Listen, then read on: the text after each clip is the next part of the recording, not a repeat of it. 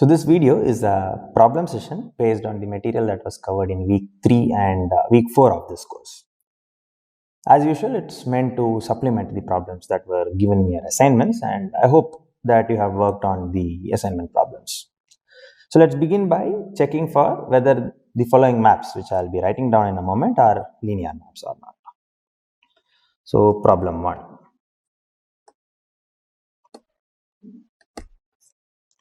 Check whether the following maps are linear. So the first one is a map from R3 to R3 given by,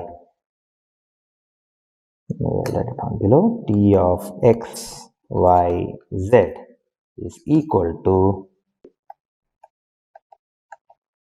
x plus z, 2x plus y, 3x plus y plus z. The second map that we will be considering is a map T from P2 of R to P3 of R given by T of, say, P of x. This is equal to x times P of x plus P prime of x.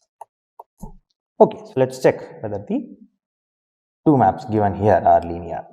So checking for a given map, checking for whether a given map is linear or not is quite straightforward if you recall the simpler condition that we had found for checking such cases. So let me just recall that for you. So solution. Okay.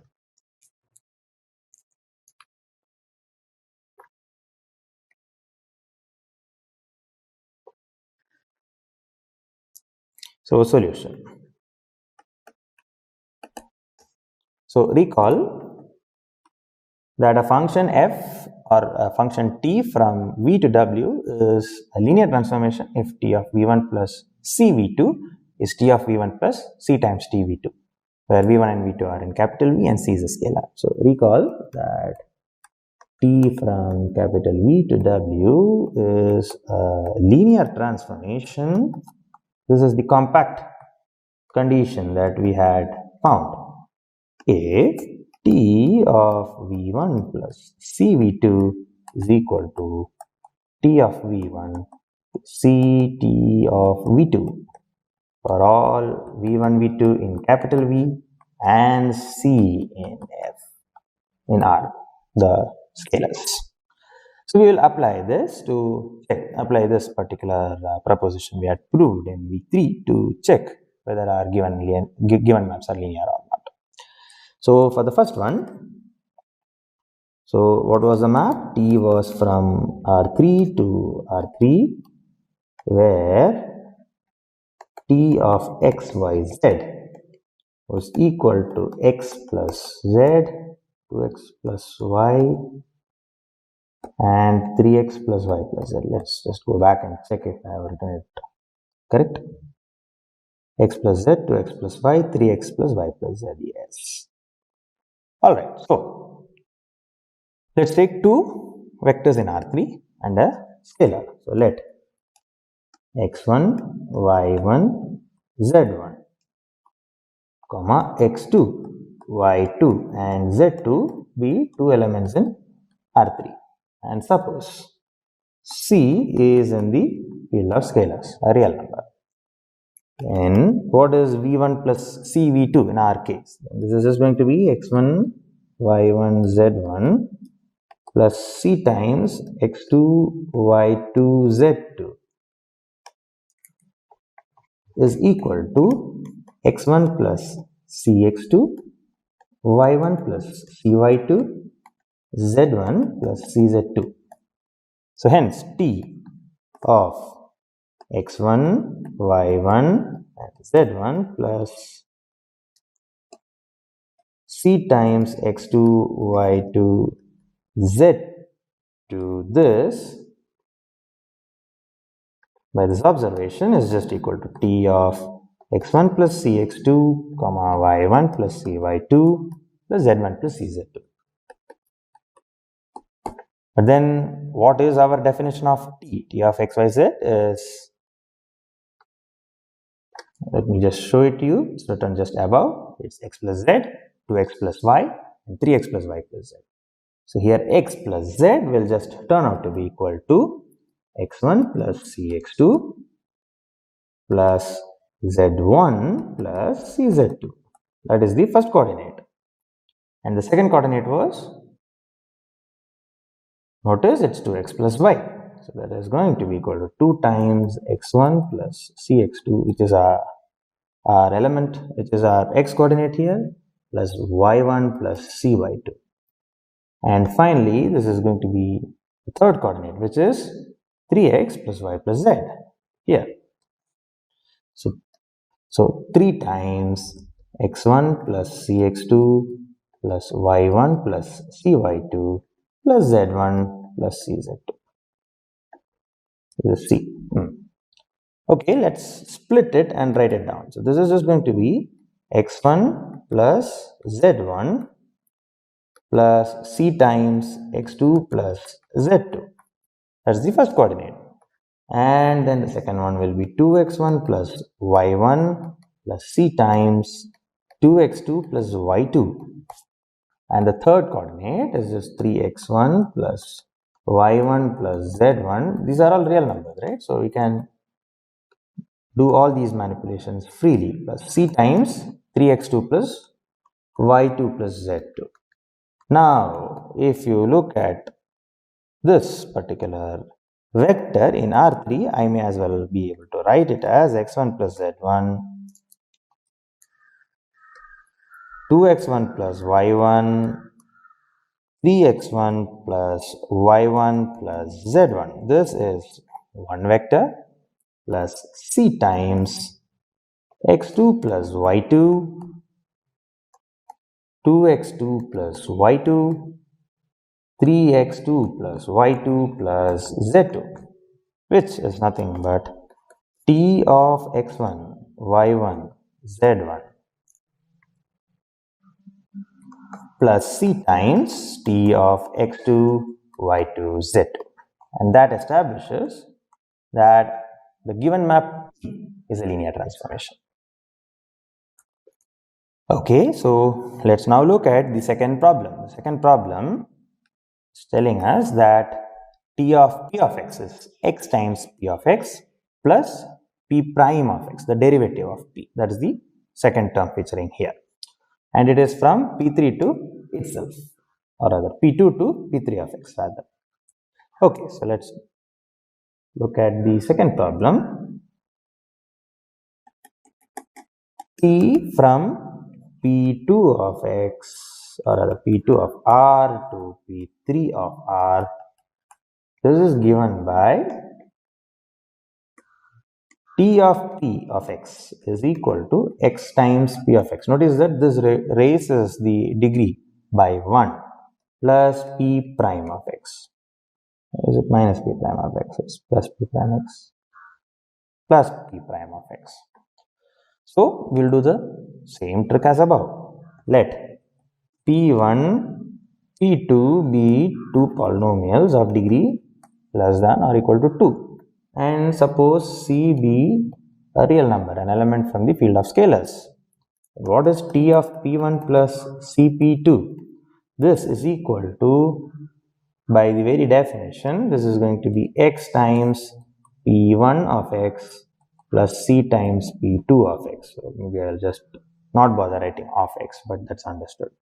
Or maybe let me just write it down. p1 of x plus c times p2 of x plus p1 of x plus c times p2 of x, the derivative of this particular polynomial. But we know that this derivative behaves well. If you look at the derivative of the sum of two polynomials, this is going to be equal to, so let me just write it like this, c times x p2 of x plus this is p1 prime of x plus c times p2 prime of x. But a constant times polynomial, if you differentiate, it is just the constant times the derivative. So this is c times p2 prime of x. And let's now regroup as earlier. So this is x of p1 of x plus p1 prime of x, which is basically t p1 of x plus c times x p2 of x plus p2 prime of x. This is nothing but t of p1 plus c times t of p2. Thus establishing that both the examples that we considered were linear transformations.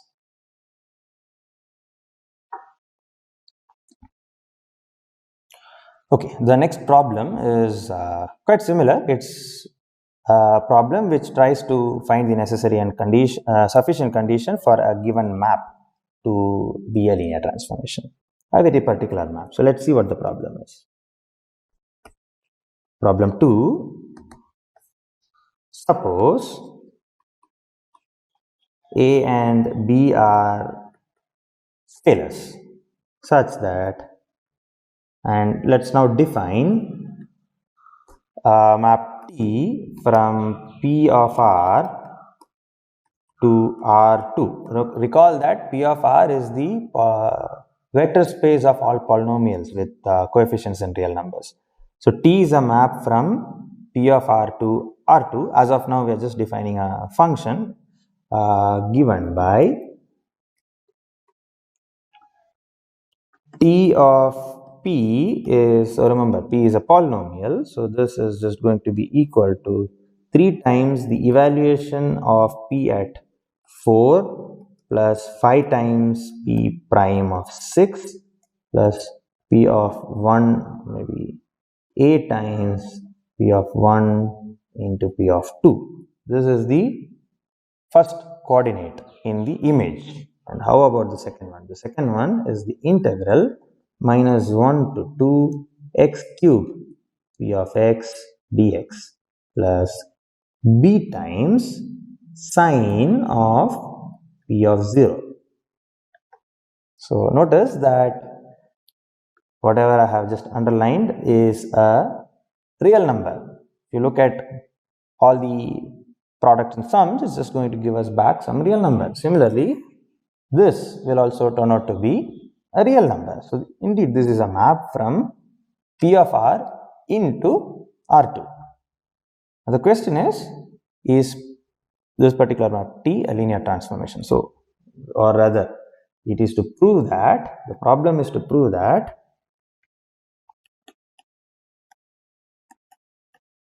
T is a linear transformation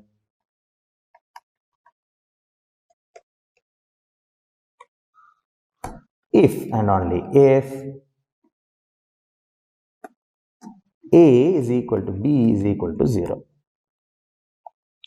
Okay, so let's give a proof of this. So let me just try to keep this particular. Okay, so proving this particular problem has two sides. One is when A is equal to 0 and B is equal to 0, we have to show that T is a linear transformation. That's quite straightforward. Let me not spend time, or maybe I can do it first. It will take almost no time to check that.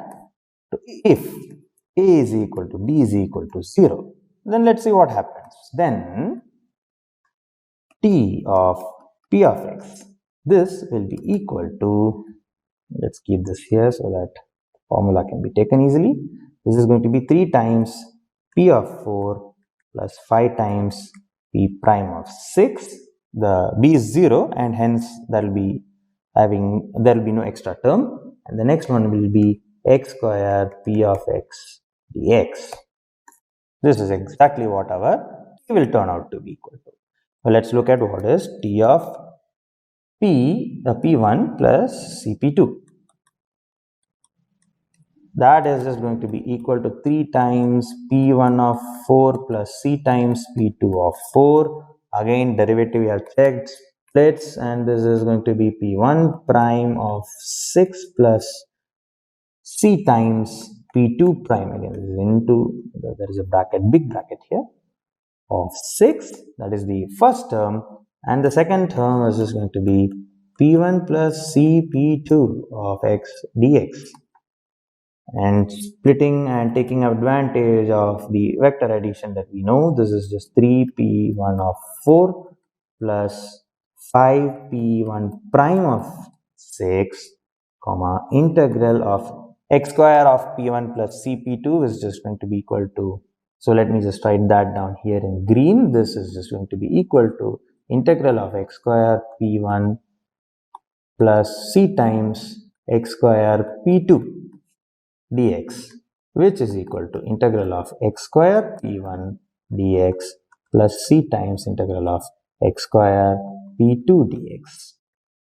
And that helps us in writing this as p1 of x dx plus the c now can be pulled out in common, 3 times p2 of 4, 5 times p2 prime of 6 plus integral minus 1 to 2,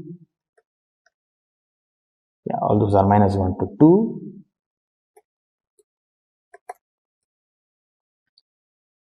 p x square times p2 of x dx, and we are done because this is equal to t of p1 and this is t of p2. So yes, if b is equal to a is equal to 0, then t is trivially, not trivially, but yeah, after these computations it is a linear transformation.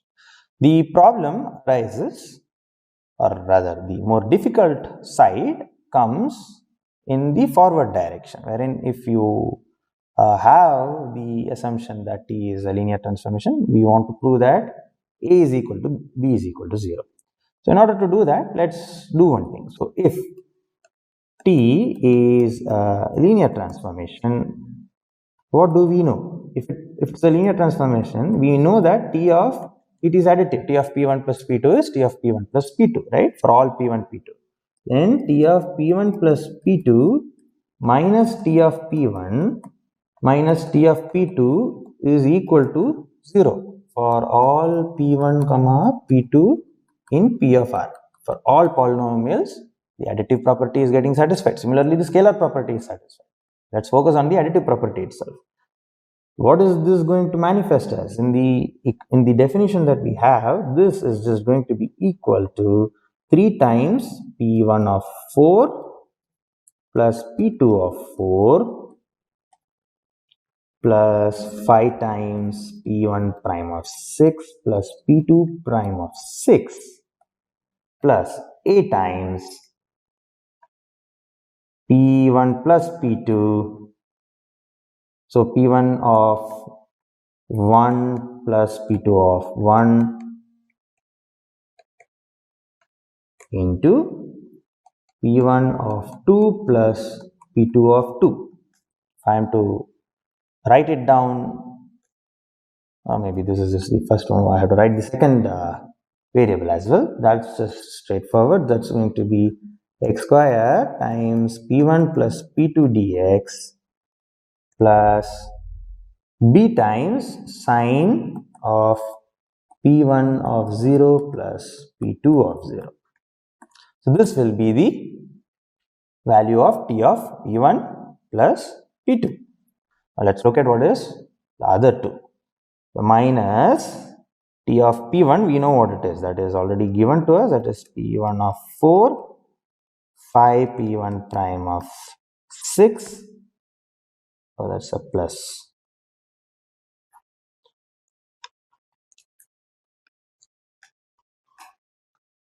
Plus a times p1 of 1, p1 of 2, comma, integral of x square p1 of x dx plus b times sine p1 of 0.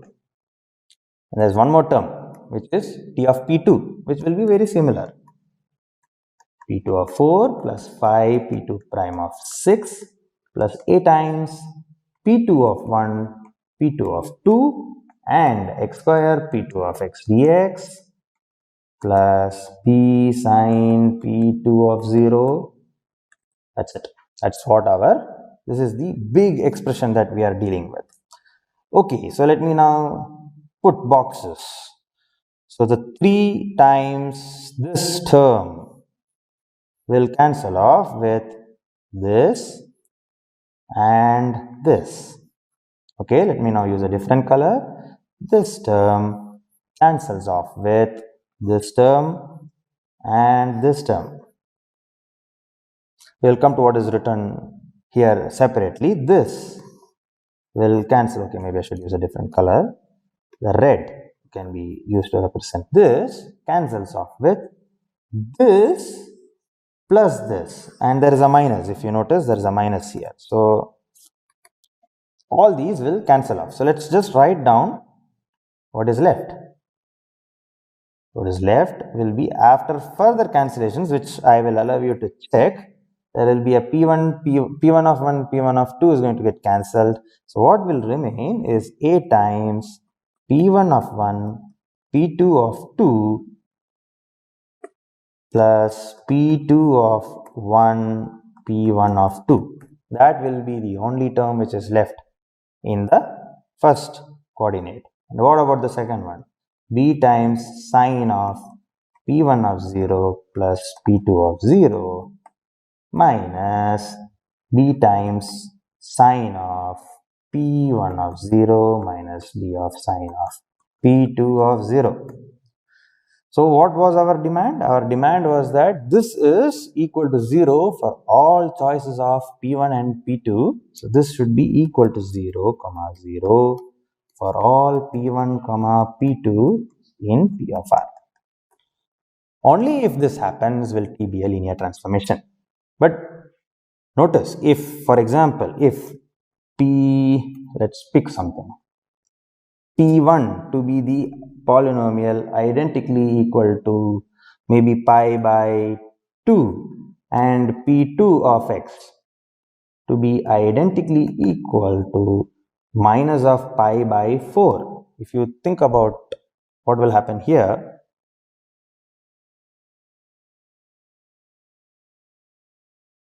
okay, let's focus on what will happen. This will give you, then this implies star. Let me put star. Star is equal to, maybe the first term will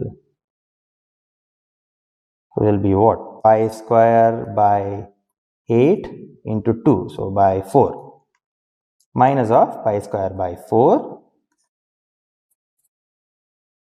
and the second term will be, there will be an a, obviously, there will be a b times sine of pi by 2 minus pi by 4 is pi by 4, which is 1 by root 2, 1 by root 2 minus P1 is pi by 2, which is 1, which is again subtracted by maybe plus 1 by root 2. So something like this. And this is equal to 0, 0 only if, notice, this is only equal to 0 if A is equal to 0 and B is equal to 0. Only if this happens will this be equal to 0 for this particular choice of P1, P2. And hence this forces what we were trying to prove. Hence T is additive, and in particular a linear transformation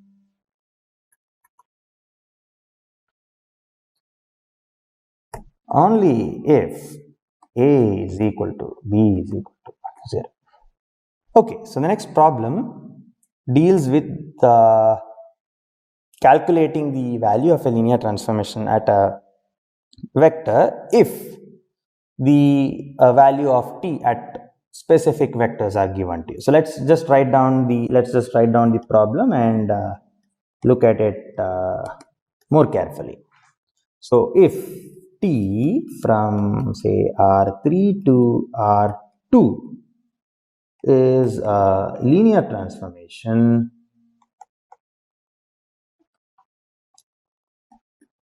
such that we know the value of t at certain points, such that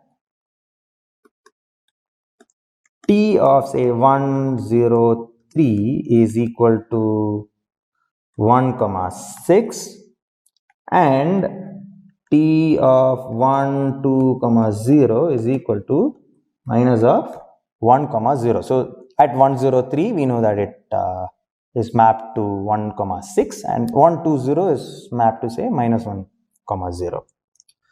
Then the problem demands that we calculate the value. Then what is T of 549? This is what is expected. Okay, so what is the only information that is given to us? The only information that is given to us is that T is a linear transformation. We don't know anything else about the map T, right? So maybe let's look at a solution and see how to go about proving this problem or solving this problem. So the only thing that we know is that our given linear map is a linear transformation, nothing else. So in other words, we will be forcing ourselves to use just that simple property to get hold of 549. So to do that, notice 549 is kind of special. So if this is equal to say A times 103 plus B times 120, suppose we can write it like this, then what is T of 549? T of 549 will just turn out to be equal to A times T of 103 plus B times T of 120. Both of these values we know, and therefore let's see what is A and B. If we can find A and B, then we are through, right? So if 549 is equal to, or let me write it like this, it's already written down, so let's call this star, and star implies 549 is equal to A plus B, 2B, 3A. This implies that 3A is 9, which implies A is equal to 3, and 2B is 4, which implies B is equal to 2, and A plus B is 5. So this is a consistent system. Yes, so check that. For A equal to 3 and B equal to 2, 549 is A times 103 plus B times 120. And therefore, we know how to calculate T of 549. Hence, T of 549 is equal to 3 times, what is T of 103? T of 103 we have written is 1 comma 6. 3 times 1 comma 6 plus 2 times this was minus 1 comma 0. What was minus 1 comma 0? T of 120 is minus 1 comma 0. We have just exploited this to write whatever we just wrote below. So if you notice, this is something which we can easily calculate. This is 3 minus 2, 1, 18 plus 0, 18. So this is exactly the value of T of 549. Alright, so we have solved the problem, but let's spend a couple of minutes what we did here to realize what we did here. If you recall, we solved, or rather we proved a theorem which stated that we don't need to define a linear transformation on every vector. If we define the linear transformation on a basis, it automatically extends to a linear transformation on V. In other words, if V1, V2 up to Vn is a basis, and if we mention what T of V1, T of V2 and T of Vn, these n vectors are, then T of V has been fixed for every V. But here notice that we are in R3. R3 has dimension 3, and therefore any basis should have 3 vectors. But here we have only considered the value of T at 2 points, namely 103 and 120. We know that 2 vectors cannot be a spanning set in R3. So what have we done here? So what we have done here is we have considered the subspace generated by 103 and 120. Let's call that say W. And we checked whether 549 is in the span of this or is in W. Then we looked at T restricted to W, and we now know that 103 and 120, you should check that they are linearly independent, and then hence they form a basis. Therefore, this map is exactly like we had defined in the usual case where we defined them on the basis and it extends to every vector in the vector space. So yes, so this is a special case applied to a subspace, and T is restricted to a subspace. Okay, so the next problem is an application of the classical dimension theorem which we have proved. Alright, so this is problem 4. So prove that if T from R4 to R2 is a linear transformation such that we know what its null space is, such that the null space of T is the set of all, say, x1, x2, x3, x4, such that x1 is equal to 5x2 and say x3 is equal to 7x4. Then prove that T is surjective. So notice that we don't even know explicitly what T is, and yet we are able to say something about the surjectivity of the linear transformation. That's at least that's what the problem demands us to prove here or establish here. So let's give a proof of this. So in order to do that, let me initially invoke and remind you what the dimension theorem is. By the dimension theorem, what is the domain of T? Dimension of the domain, which is R4, this is equal to the dimension of the null space of T plus the dimension of the range of T. And we know exactly what is the left hand side. R4 has dimension 4. Now let's look at what is the null space of T that is given to us. So the null space of T, this is the set of all x1, x2, x3, x4 such that x1 is equal to 5x2 and x3 is equal to 7x4. So I'll not elaborate on this. I will just say that check that from whatever we have seen in the first 2 weeks, check that B, which is given by, what will it be? Let's say 5, 1, 0, 0 and 0, 0, 7, 1 will turn out to be a basis. So you should check this out. I can look at one can look at the expressions here and guess what would be the basis. I know that it should be surjective and hence I know that this is going to be a basis. So it's your job to go back and check that this is indeed a basis. But this implies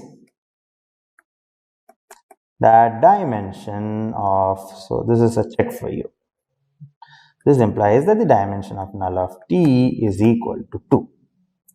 What does it mean for the dimension of null of T to be equal to 2? This will turn out to be equal to 2 in that case, right? So now, what happens to star?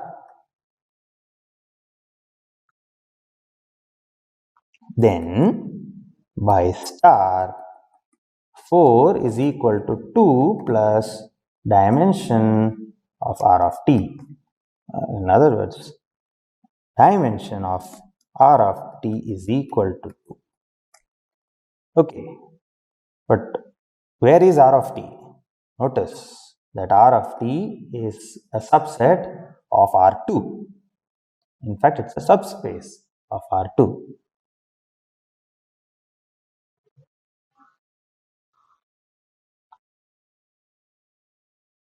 Since,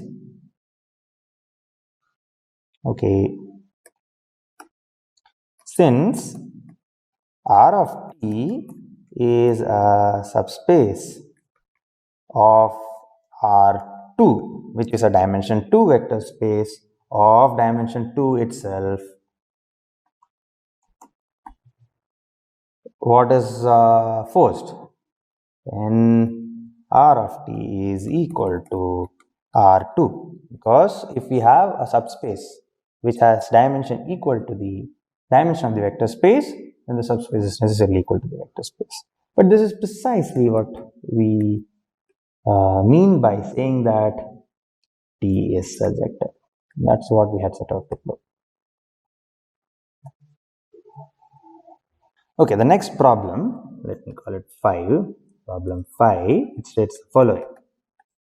So this is again I prove that something exists. So suppose V is a finite dimensional vector space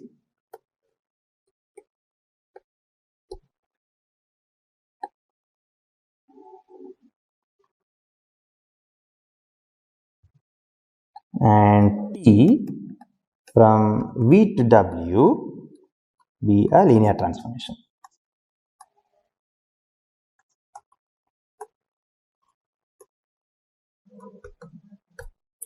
Prove that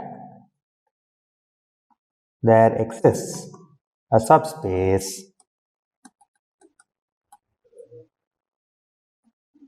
U of V such that U intersected with null space of T is equal to the 0 set and such that and R of T is equal to Tu for U in capital U. So if you are to recall the concept of an isomorphism, what this says is that there is a subspace U of V such that when T is restricted to U, it is an isomorphism onto the range of T. So in particular, if T is a surjective map, then what this problem essentially says is that there exists a subspace U of V such that when T is restricted to U as a map from U to W, it is an isomorphism. Okay, that comes later. Let's first prove the problem, prove the existence of such a subspace U. Okay. Alright, so in order to prove the existence of such a subspace, let's focus instead on the range space of T.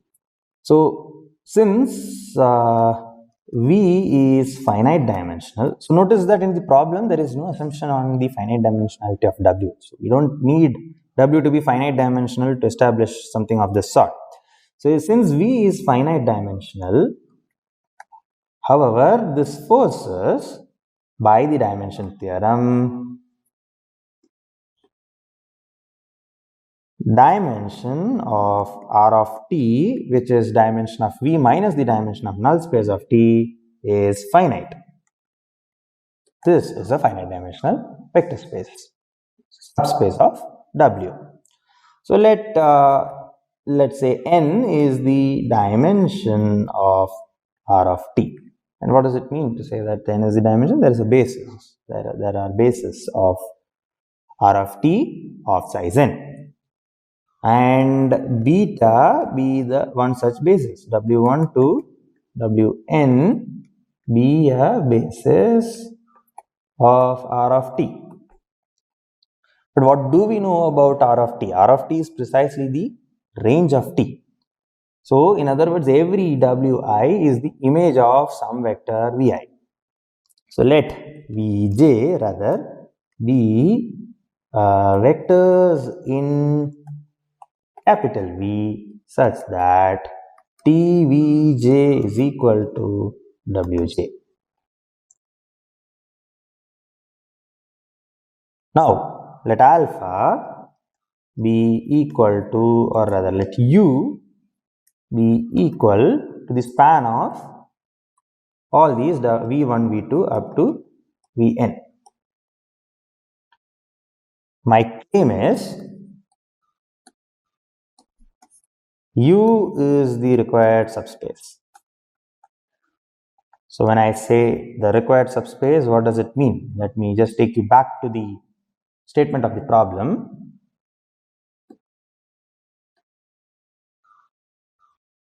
The problem says that, underline it in green, there exists a subspace U such that U intersected with the null space of T0 and R of T is exactly equal to this.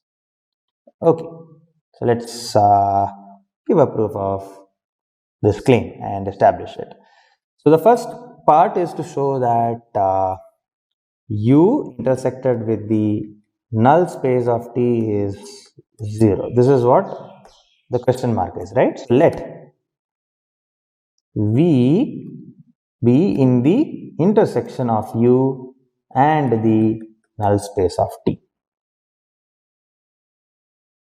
So V is an element of capital U implies that V is equal to some A1 V1 plus up to AN Vn, because recall that capital U is the span of V1 V2 up to Vn.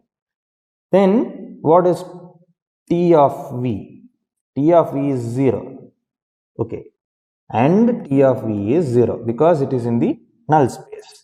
But what is T of V? T of V is A1 TV1 plus up to AN TVN, the standard trick which we have been using so many times. This is equal to A1 W1 plus up to AN WN. And what do we know now? This is equal to 0. And we had started off with W1, W2 up to Wn, which are basis elements of R of T. And therefore they're linearly independent. So I'm not writing any of these things down. I'm just writing that Aj is equal to 0 for all j, which implies V is equal to 0. So this implies, so we see, we started off with an arbitrary vector V in U intersected with the null space of T, and we have proved that it is supposed to be 0. 0 is obviously in the intersection of both because both are subspaces. So hence the intersection is equal to the 0 subspace. And what else is left to be seen? R of T. So let W be some, so let to show the second part wherein we have to, what was the second part? It was to show that R of T is exactly TU for U in capital U. I'm just underlining that in green right now. This is what we are going to do. So let's take some arbitrary vector W in R of T.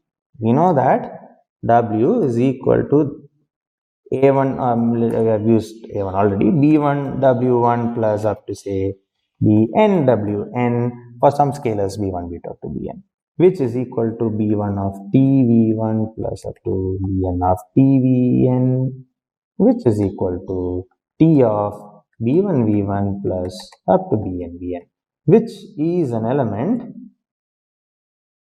of capital U. So which is equal to TU for U in capital U. That's precisely what we had set out to prove. So yes, we have established this. Now it's a good task for you to sit down and check that T restricted to U. We have done all the work already.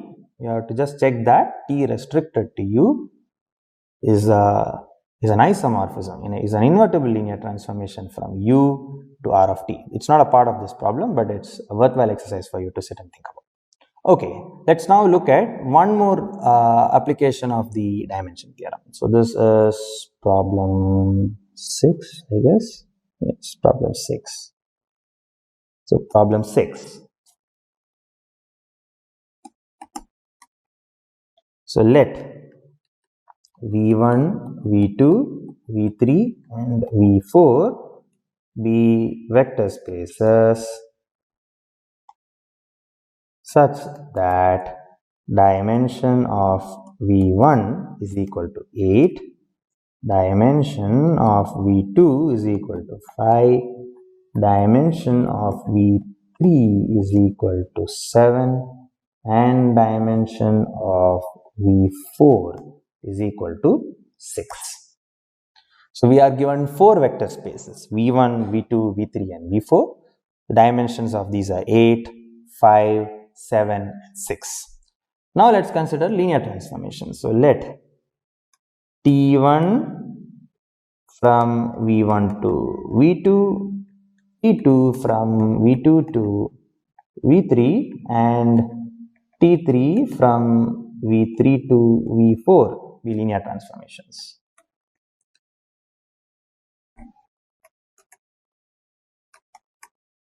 and let's call the composition and let T be equal to, so let me be careful with the T1, T2, T3.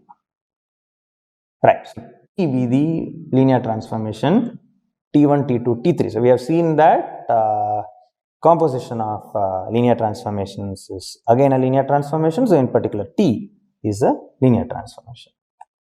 Okay, the problem is to prove that T is not surjective. So if you notice, we have absolutely no information about the specifics of T1, T2 or T3. They are some linear transformations. In fact, any linear transformation from V1 to V2, you consider, call it T1, consider some other linear transformation T2 from V2 to V3 and so on. And you look at the composition, whatever be those linear transformations, this problem tells us that it cannot be a surjective linear transformation. So let's give a proof of this statement. Okay, so what does it mean for some map to be surjective? It means that the range space is equal to the domain. So T is not surjective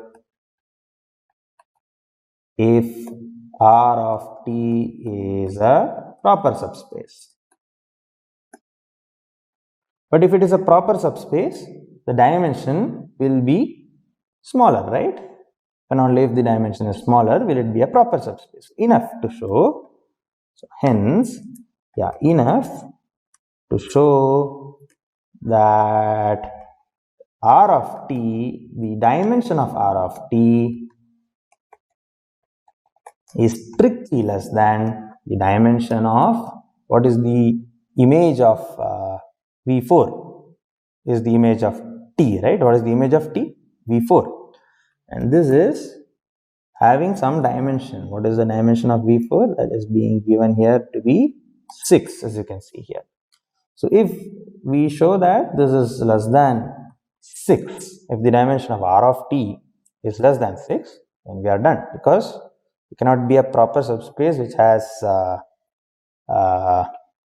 dimension equal to 6, right? Yeah, so let's not try to prove that the dimension of R of T is less than 6. But what is T? Recall that T is nothing but T3, T2, T1. And so let me make a claim.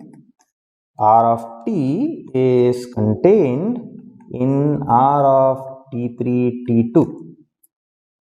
So that's not a difficult claim to prove. So if, say, for example, W belongs to R of T, this means that there exists V in capital V1 such that TV is equal to W. But that means T3, T2, T1V is equal to W. Let's call T1V something. Let T1V be equal to, say, U. Then W is equal to T3, T2U. This implies that W is in R of T2, T3. So yes, so certainly R of T is contained in T3, T2. T3, T2. So now let's focus on T3, T2 now. What is T3, T2? T3, T2 is a map from, let's see, V2 to V4. And the dimension theorem tells us that dimension of V2 is equal to the dimension of the null space of T3, T2 plus the dimension of the range space of T3, T2. Or to put it in another way, dimension of the range space of T3, T2 is equal to the dimension of V2 minus the dimension of the null space of T3, T2.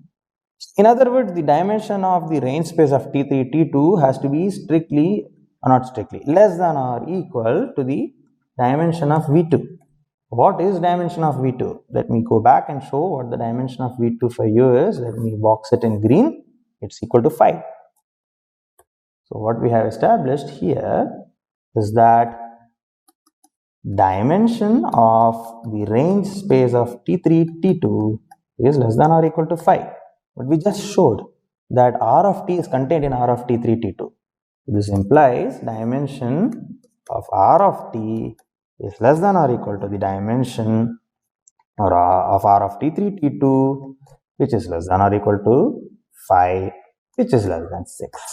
And therefore, E cannot be surjective. This is exactly what we had set out to do. So, in the setup which we had just described, there cannot be linear transformations such that if you compose it, it will turn out to be a surjective map. Okay, so the next problem is a problem on computing the matrix of a linear transformation corresponding to a given basis. So I'll just do a very straightforward example. This is not a problem which is complicated at all. So let me not spend too much time on it. So let's fix a basis. So let alpha being equal to, say, the following basis of, say, 2 cross 2 matrices. 1. So this be a basis. Let alpha be a basis of M2 cross 2 of R, basically 2 cross 2 matrices over R, and let beta be equal to the set, or rather ordered basis consisting of the constant 1, be an ordered basis. So both are ordered basis. So let me not confuse you by writing it in 1 be an ordered basis here as well, an ordered basis of the vector space R. So here R is being considered as a vector space over itself. So any non-zero element will turn out to be a basis, right? It's a dimension 1 vector space. So what is this problem? This problem asks us to compute the matrix of the following linear transformations.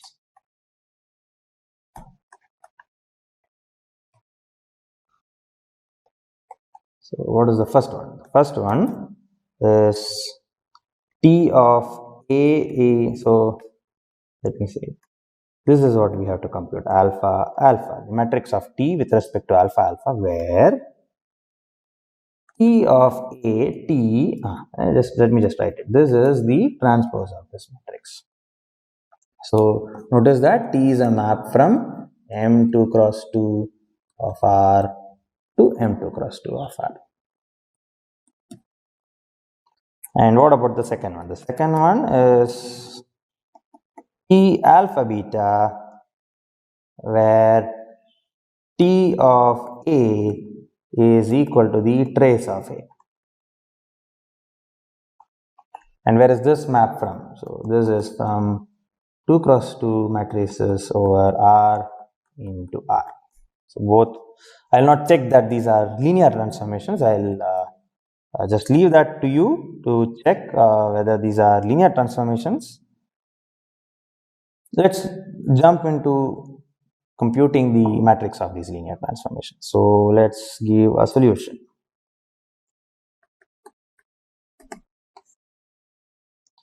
So the first one is the matrix of T with respect to alpha, right? So let's write down what T is. T of A11, A12, A21, A22. This is just going to be equal to A11, A21, A12, A22. This is precisely the transpose of A11 of the matrix which is just written to the left. And to compute the matrix of a linear transformation with respect to a basis, or to basis beta and alpha and beta, we compute T of the basis elements in alpha and write it down in terms of beta. That will turn out to be the coefficients of what we have in terms of beta will turn out to be the column corresponding to the vector which we have picked. So in other words, recall. So I'm just recalling, or maybe I'll just prove this or find the matrix here and recall the relevant aspects to you. So in order to compute the matrix, so here what will be the matrix? So recall that in this case T alpha is a 4 cross 4 matrix, right? What will be the first column? So let's see what the first column is. Column 1. Column 1 is, look at T of 1 0 0 0 and see what it is in terms of the other matrices. The base is alpha. This is just going to be 1 0 0 0 by definition, which is equal to 1 times 1 0 0 0 plus 0 times 0 1 0 0 plus 0 times 0 0 1 0 plus 0 times 0 0 0 1. Maybe I should write it below. Plus 0 times 0 0 0 1. And hence the first, so let me just capture the matrix for you here.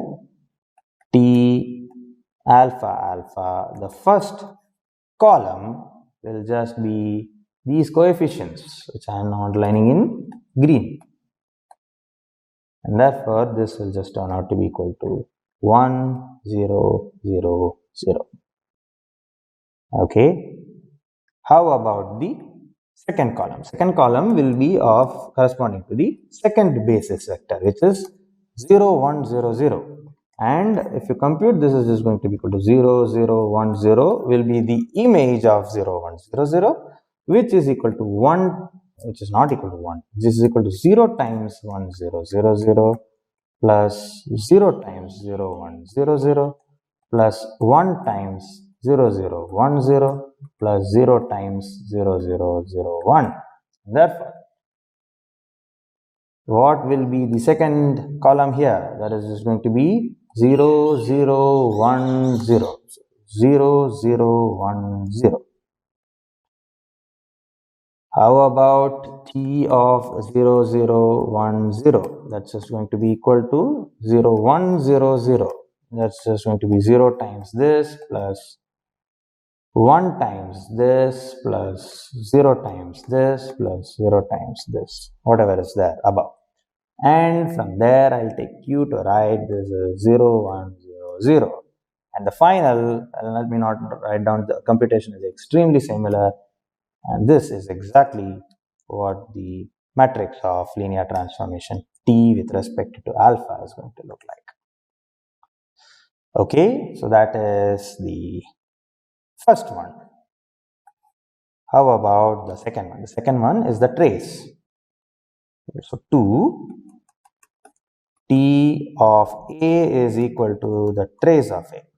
So let's write it down explicitly and see what it is. This is T of A11, A12, A21, A22.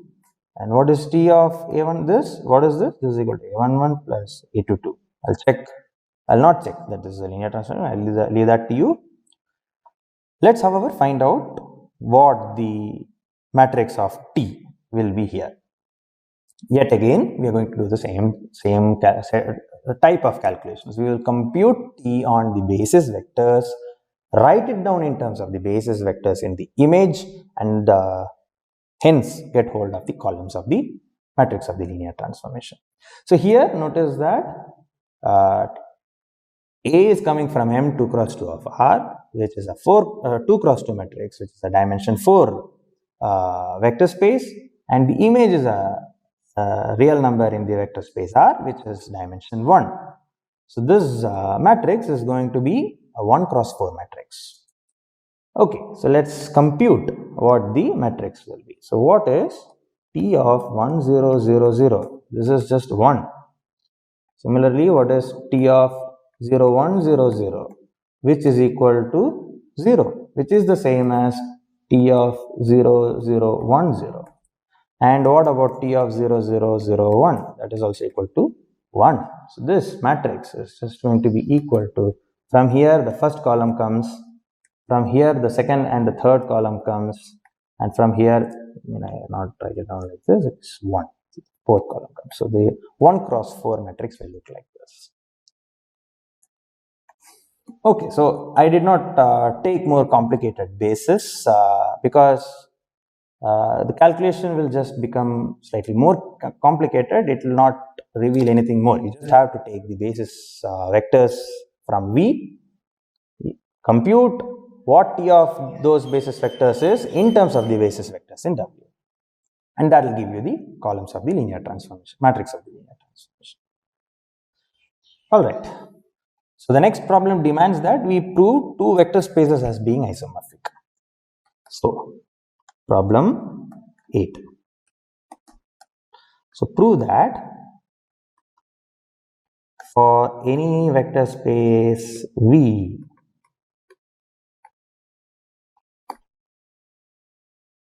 having finite dimension,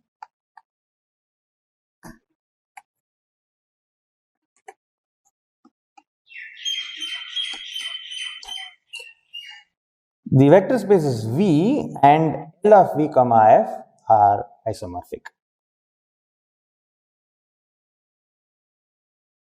V and L of, or rather R comma V are isomorphic. So recall that L of V comma W was the space of all linear transformations from V to W. We had proved that that is a vector space. We had also proved that it is isomorphic to the vector space of M cross N matrices over R, where M is the dimension of V, a dimension of W, and N is the dimension of V. So in this case, so this is actually a very straightforward proof. Recall that L of R comma V, which is a vector space of all linear transformations from R to V, this is isomorphic. In fact, let me not write all this.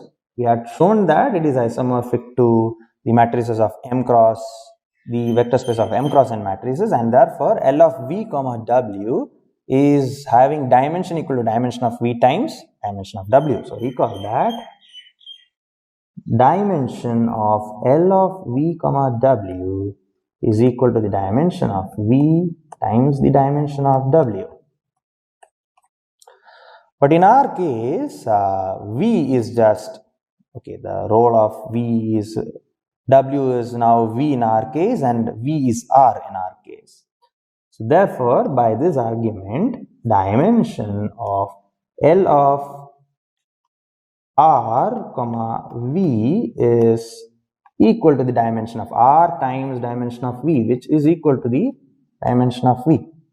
So we know that now the dimension of L of R comma V is the same as dimension of V.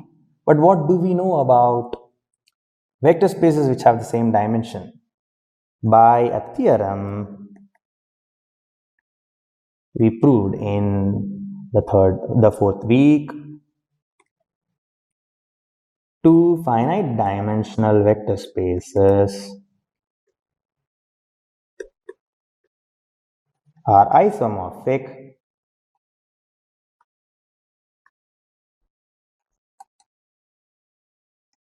if and only if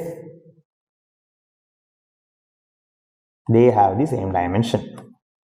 And by invoking this particular dimension, both these vector spaces are isomorphic. So if you notice, we got hold of a proof of this particular problem without doing any effort. We did not get hold of an explicit linear transformation from V to L of R comma V, and we did not bother checking whether it's a linear transformation. In other words, our problem was cut short by the theory that we had developed, and using that we get this particular problem in a jiffy. Excellent. Okay, so let me conclude by finally getting hold of the property of being invertible using the dimension theorem. They are all interconnected to be as to be expected. So this problem asks us to prove that this particular map, let P from Pn of R to Rn plus 1 be the map. So let me not write that it is a linear transformation. That even I will not check. Let me just leave it to you. P of 1 up to P of n.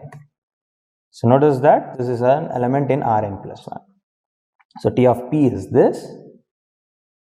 So prove that, of course, you have to prove that T is a linear transformation. Prove that T is a linear transformation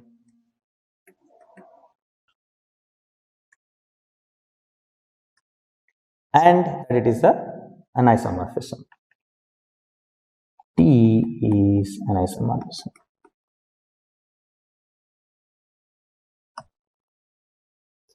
Okay, so one of the most essential things to establish that it is indeed an isomorphism is to check that it is injective. Now, injective maps. To check that something is injective, what do we need to do? It is injective if and only if the null space is the zero subspace, right? So let's pick some vector. Let P be in the null space of T. What does it mean to say that P is in the null space of T? It means T of P is 0. But what does it mean to say that this is 0? i.e.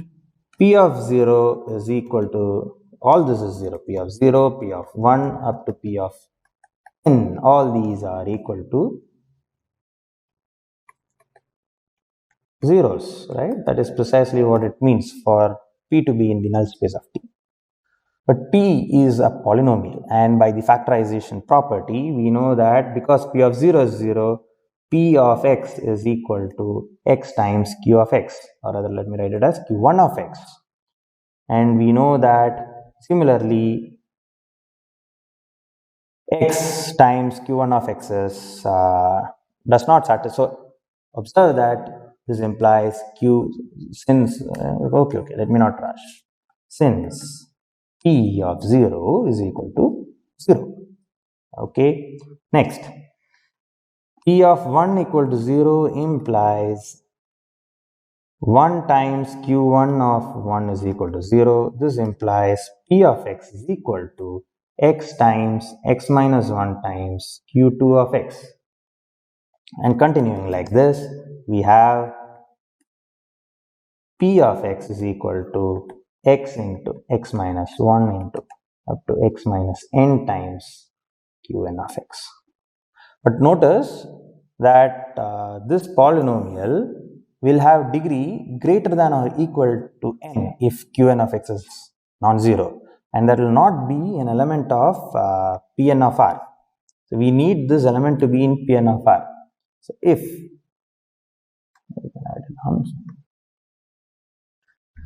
Qn of x is not identically equal to 0, then degree of P of x will be greater than n plus 1, which is a contradiction, since P of x to begin with was an element in Pn of x, n plus 1, which will be greater than or equal to n plus 1. It will be greater than n for sure, which is a contradiction. And therefore, Qn of x is identically equal to 0. This implies that P of x is identically equal to 0. So yes, we have established that the null space of T is just the 0 vector. But then, now we will invoke the dimension theorem to say that dimension of Pn of R is equal to the dimension of the null space of T plus the dimension of R of T. And this we know is 0 because null space is the 0 vector space, which gives dimension of R of T is equal to n plus 1, which is the dimension of Rn plus 1. So we don't need to explicitly check for surjectivity in this particular case, which might have been a complicated thing to do. The dimension theorem directly tells us that because our map is into Rn plus 1, our dimension is known to be n plus 1, and this implies that R of t is equal to Rn plus 1. Hence, T is surjective. What can we say about injective and surjective linear transformation? Should necessarily be an isomorphism. That is the definition, because it will be invertible, right? Hence, T is an isomorphism. So if you notice, this is an isomorphism which we have defined without going down to any basis.